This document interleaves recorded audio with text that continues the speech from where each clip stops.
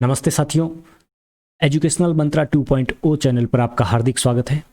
दोस्तों, उत्तर प्रदेश सरकार के द्वारा एक बहुत बड़ी वैकेंसी आज आउट की गई है और इस वैकेंसी में पीजीटी हिंदी की और पीजीटी हिंदी के अलावा बहुत सारी वैकेंसी जो है अलग अलग सब्जेक्ट से इन्होंने निकाली है। इसकी विज्ञापन संख्या 2/02/2020 प्रवक्ता वर्ग की ये भर्ती परीक्षा है पीजीटी के लिए अलग अलग सब्जेक्ट्स में।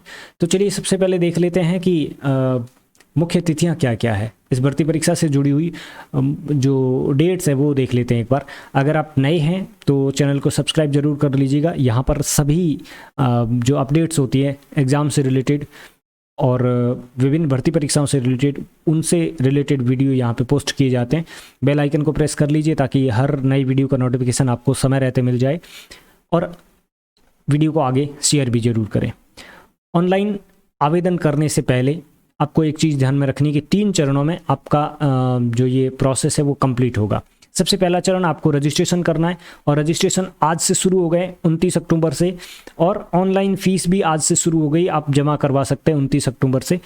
ऑनलाइन आवेदन के पंजीकरण की जो लास्ट डेट है भाग फर्स्ट है ना, मैंने बताया ना 3 चरणों में होगा। भाग फर्स्ट में आपको रजिस्ट्रेशन करवाना है, भाग 2 में आपको क्या करना है, फ़ी पे करना है, और तीसरे चरण में आपको क्या करना है, अपना ऑनलाइन फॉर्म सबमिट करना है अपने फ़ोटो सिग्नेचर के साथ में।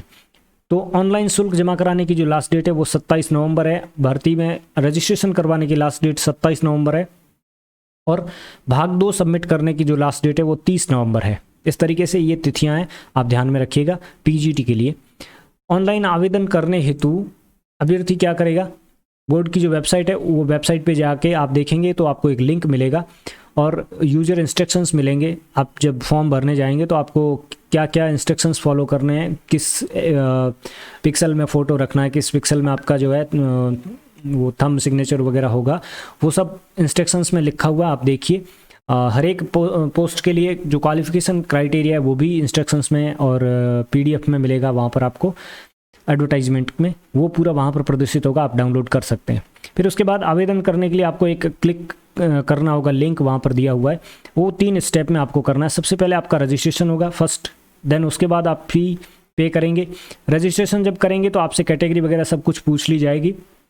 अच्छा, एक और इम्पॉर्टेंट चीज़ कि कोई भी व्यक्ति भर सकता है भारत का रहने वाला, यानी कि उत्तर प्रदेश के बाहर जो भी अभ्यर्थी भरना चाहते हैं, बाहर के लोग, वो भी भर सकते हैं। लेकिन कुछ जो स्पेशल क्वालिफिकेशन रखी गई है इसमें हर एक पोस्ट के लिए, जैसे हिंदी में संस्कृत होना ज़रूरी है, या तो 11th-12th में या फिर ग्रेजुएशन के साथ में, तो वो आप स्पेशली पढ़ लीजिएगा। उसके बाद फॉर्म सबमिट कीजिएगा और तीसरा चरण जो होगा वो आपका फॉर्म सबमिट करने का होगा। इस तरीके से 3 चरणों में आप आवेदन कर सकते हैं, फॉर्म अप्लाई कर सकते हैं। परीक्षा शुल्क क्या रहेगा? परीक्षा शुल्क के तौर पे अगर आप जनरल कैटेगरी से हैं तो आपको 750 रुपये पे करने होंगे टोटल फीस। अगर आप EWS से हैं तो आपको 650 रुपये पे करने होंगे। अगर आप OBC से हैं तो आपको 750 रुपये पे करने होंगे, और अगर आप अनुसूचित जाति से हैं तो 450 रुपये आपको पे करने होंगे। अनुसूचित जनजाति से हैं तो आपको 250 रुपये पे करने होंगे। 50 रुपये हर एक कैटेगरी में प्रोसेसिंग फ़ीस है, ऑनलाइन प्रोसेसिंग फ़ीस है। और अगर आप स्वतंत्रता सेनानी आश्रित है तो आपकी जो मूल कैटेगरी है उस श्रेणी के अनुसार आपको फ़ी पे करना होगा। भूतपूर्व सैनिकों को भी उसी कैटेगरी के अनुसार आपको जाके फीस पे करना होगा।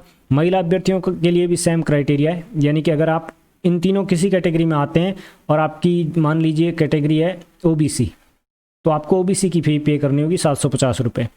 अगर आप विकलांग या दिव्यांग की श्रेणी में आते हैं तो आपको मूल श्रेणी का है, मान लीजिए दिव्यांग है और आप आते हैं अनुसूचित जाति में, आपको 450 रुपये पे करने होंगे अगर अनुसूचित जाति से होते हैं सिर्फ। तो अगर आप दिव्यांग भी है और अनुसूचित भी है तो आपको मूल कैटेगरी का 50% यानी कि 450 रुपये का आधा फीस जो है वो पे करना होगा। ये सब कुछ आपके पहले चरण में जब आप रजिस्ट्रेशन करेंगे तब क्लियर हो जाएगा। चयन की क्या प्रक्रिया है?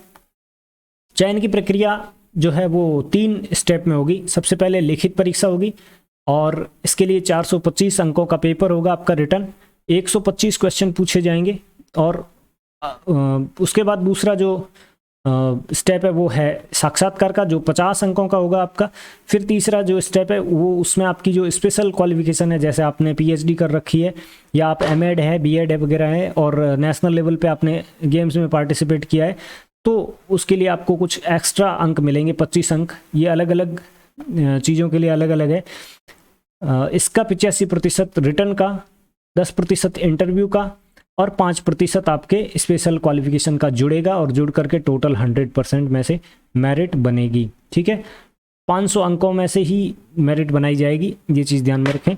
और एक चीज़ और बता दूं कि हर एक पद के लिए क्वालिफिकेशन जो नॉर्मली वो है एमए होनी चाहिए, और एमए के साथ में बीएड। क्लियर। अब कुछ सब्जेक्ट में जो है एमए से पहले यानी कि ग्रेजुएशन लेवल पर कुछ अलग अलग क्राइटेरिया रखे गए हैं हिंदी या संस्कृत वगैरह में, वो आप पूरा विज्ञापन पढ़िएगा तब आपको समझ में अच्छे से आएंगे। मैं यहाँ पे एक एक पद के लिए नहीं बताऊंगा। रिक्तियाँ देख लेते हैं, कितनी कितनी पोस्टें हैं। पुरुष अभ्यर्थियों के लिए हिंदी में काफ़ी अच्छी संख्या में पोस्टें हैं, 363।